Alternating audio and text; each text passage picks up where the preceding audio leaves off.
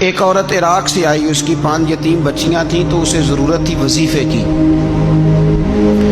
اس نے آ کے پوچھا حضرت عمر بن عبدالعزیز کا گھر کہاں؟ تو لوگوں نے فرمایا وہ سامنے جو ٹاٹ اور بوریے کا پردہ لٹک رہا ہے وہ عمر بن عبدالعزیز کا گھر ہے۔ دروازے پہ دستک دی تو ایک عورت اندر برتن دھو رہی تھی۔ پوچھا السلام علیکم، امیر المومنین سے ملنا ہے۔ وہ کہنے لگی اس درخت کی چھاؤں میں بیٹھ جاؤ، ابھی تشریف لاتے ہیں۔ تھوڑی دیر گزری تو حضرت عمر بن عبدالعزیز آئے تو کنویں سے پانی نکال کے نا، سین میں کنواں تھا تو جو جگہ میں مٹی اڑ رہی تھی نا، گرد اڑ رہی تھی، ہوتا ہے نا عصر کے بعد لوگ پانی پھینکتے ہیں، وہاں پانی پھینکنے لگے، چھڑکاؤ کرنے لگے۔ تو تھوڑی تھوڑی باتیں وہ خاتون آپ سے کرنے لگی، تو وہ جو عورت آئی تھی نا وہ کہنے لگی تم غلام سے باتیں کر رہی ہو، تمہیں پردہ کرنا چاہیے۔ وہ کہنے لگی یہ غلام نہیں، یہ میرے شوہر ہے اور یہ امیر المومنین عمر بن عبدالعزیز ہے۔ کہنے لگی یہ عمر بن عبدالعزیز ہے؟ کہا ہاں یہ عمر بن عبدالعزیز ہے۔ تو وہ خاتون حاضر ہوئی، کھجوریں اس کو دی گئی کھانے کے لیے۔ اس نے کہا حضور میری 5 یتیم بیٹیاں ہیں، مجھے وظیفہ چاہیے۔ جناب عمر بن عبدالعزیز نے ایک بیٹی کا نام پوچھا، ولدیت پوچھی، وظیفہ لکھا۔ عورت کہنے لگی اللہ تیرا شکر ہے میری بچی کا وظیفہ لگ گیا۔ دوسری کا نام پوچھا، ولدیت پوچھی، عمر پوچھی، وظیفہ لگایا، اللہ تیرا شکر ہے میری یتیم بچی کا وظیفہ۔ 4 بچیوں کے وظیفے عمر لکھتے رہے، خاتون اللہ کی حمد کرتی رہی۔ 5ویں کا لکھنے لگے تو کہنے لگی میں نے زمانہ بڑا دیکھا ہے پر عمر بن عبدالعزیز تیری طرح کا بندہ نہیں دیکھا۔ آپ فرمانے لگے اب میں 5ویں کا وظیفہ نہیں لکھتا، 4 کا وظیفہ جا کے گورنر سے منظور کرا لے اور 4 کو کہنا تھوڑا تھوڑا 5ویں کو بھی دے دے۔ حضور کیوں نہیں لکھتے؟ فرمایا جب تک تو حمد کے لائق رب کی حمد کر رہی تھی میں وظیفے لکھ رہا تھا، اب تو نے میری تعریفیں شروع کر دی۔ اپنی تعریف پر کیسے وظیفہ لکھوں؟ وہ تو حمد کے لائق ہے، اس کی حمد ہونی چاہیے، لیکن میں اپنی تعریف پر، اپنی خوشامد پر میں نہیں لکھتا۔ جا اللہ تعالیٰ تیرے لیے بہتری کرے۔ وہ خاتون کہتی ہے میں وہاں سے آئی، مجھے مہینوں لگ گئے، سفر لمبا تھا، عراق پہنچی تو عراق کے گورنر کو جب میں نے وہ روکا دیا تو ان کی چیخیں نکل گئی، تڑپ کے روئے۔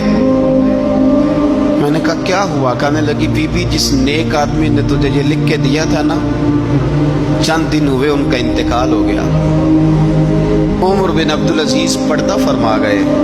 وہ خاتون پھر روئی، کہنے لگی یتیم بیٹیوں کا اب کیا بنے گا، اس رکے کا کیا بنے گا؟ تو آپ فرمانے لگے بی بی جب امیر عمر بن عبدالعزیز جیسا ہو تو گورنروں کو بھی اللہ کچھ توفیق دے ہی دیتا ہے۔ اگر انہوں نے تیرا وظیفہ زندگی میں لکھا تھا تو فکر نہ کر، جب تک میں زندہ رہوں گا وظیفہ پہنچتا رہے۔ ایک عورت عراق سے آئی، اس کی 5 یتیم بچیاں تھیں تو اسے ضرورت تھی وظیفے کی۔ اس نے آ کے پوچھا حضرت عمر بن عبدالعزیز کا گھر کہاں؟ تو لوگوں نے فرمایا وہ سامنے جو ٹاٹ اور بوریے کا پردہ لٹک رہا ہے وہ عمر بن عبدالعزیز کا گھر ہے۔ دروازے پہ دستک دی تو ایک عورت اندر برتن دھو رہی تھی۔ پوچھا السلام علیکم، امیر المومنین سے ملنا ہے۔ وہ کہنے لگی اس درخت کی چھاؤں میں بیٹھ جاؤ، ابھی تشریف لاتے ہیں۔ تھوڑی دیر گزری تو حضرت عمر بن عبدالعزیز آئے تو کنویں سے پانی نکال کے نا، سین میں کنواں تھا تو جو جگہ میں مٹی اڑ رہی تھی نا، گرد اڑ رہی تھی، ہوتا ہے نا عصر کے بعد لوگ پانی پھینکتے ہیں، وہاں پانی پھینکنے لگے، چھڑکاؤ کرنے لگے۔ تو تھوڑی تھوڑی باتیں وہ خاتون آپ سے کرنے لگی، تو وہ جو عورت آئی تھی نا وہ کہنے لگی تم غلام سے باتیں کر رہی ہو، تمہیں پردہ کرنا چاہیے۔ وہ کہنے لگی یہ غلام نہیں، یہ میرے شوہر ہے اور یہ امیر المومنین عمر بن عبدالعزیز ہے۔ کہنے لگی یہ عمر بن عبدالعزیز ہے؟ کہا ہاں یہ عمر بن عبدالعزیز ہے۔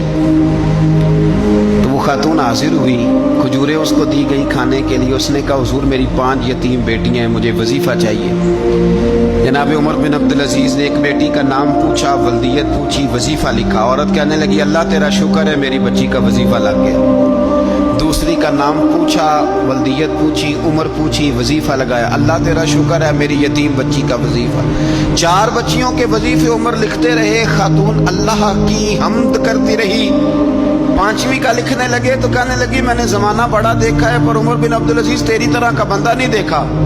آپ فرمانے لگے اب میں 5ویں کا وظیفہ نہیں لکھتا، 4 کا وظیفہ جا کے گورنر سے منظور کرا لے اور 4 کو کہنا تھوڑا تھوڑا 5ویں کو بھی دے دے۔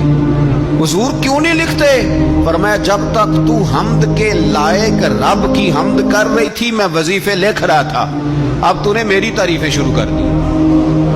अपनी तारीफ पर कैसे वजीफा लिखूं? वो तो हम्द के लायक है, उसकी हम्द होनी चाहिए।